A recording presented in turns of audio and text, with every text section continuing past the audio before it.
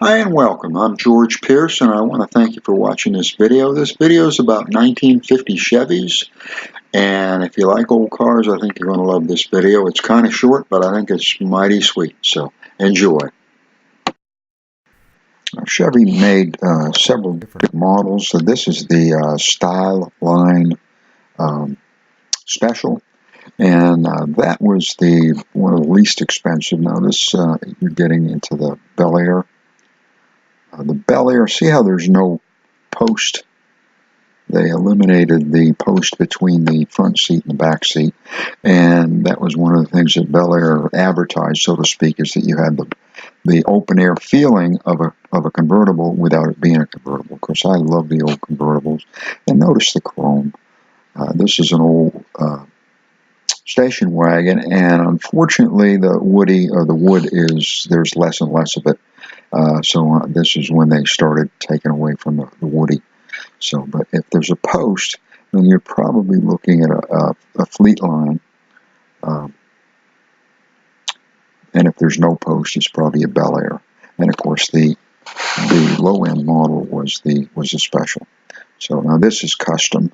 The door, of course, didn't open that way. This is an old truck, just an old flatbed, and that's kind of what they look like inside.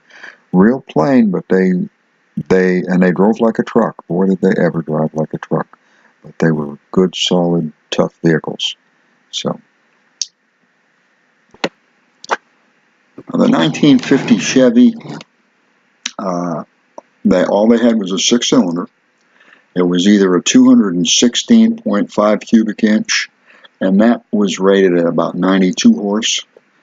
And then they had a little larger engine, which was about a 235.5 cubic inch, and that was rated 105 horsepower. So Chevy did not have any 8 cylinders back then. They had initially way back, like in 1917. They had an 8-cylinder that they made for a couple of years, and then they discontinued it, and they didn't bring it back until I believe 1956. So everything that Chevy had was a 6-cylinder, 92 horse typically, or you could upgrade to 105 horse. They weren't muscle cars by any means, but they were good, solid, dependable cars for the time. Back then, I say dependable. Back then, actually, 100,000 miles, that was about the most you could get from most any American-made car. Sorry to say that, but that goes for Chevy, Ford, or anything else.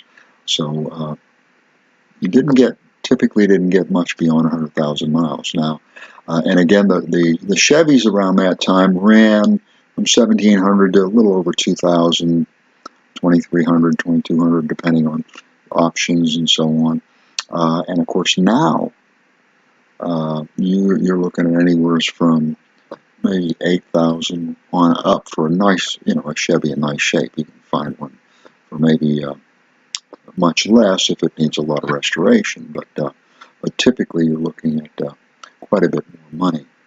But the old Chevys, in my opinion, this is the year that they really started to regain their popularity. It seems like the 20s and 30s, particularly the 30s, were quite popular.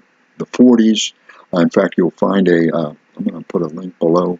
I've got a video on the 40s because I feel like they're the forgotten Chevys, and they're just too beautiful. They're too fantastic to forget. So I am including a link below to that, and I'll have a link to the 51s as soon as that's published, of course, as soon as I make that video. But I do want to thank you for watching. I had a lot of fun making the video. I hope you had a little fun or a lot of fun watching it. Thank you for watching, and appreciate it. Thank you. If you would like, may I invite you to subscribe. I will have more videos coming out, of course, in the future. If you subscribe and hit the bell, you're not going to miss any of them. Thanks again.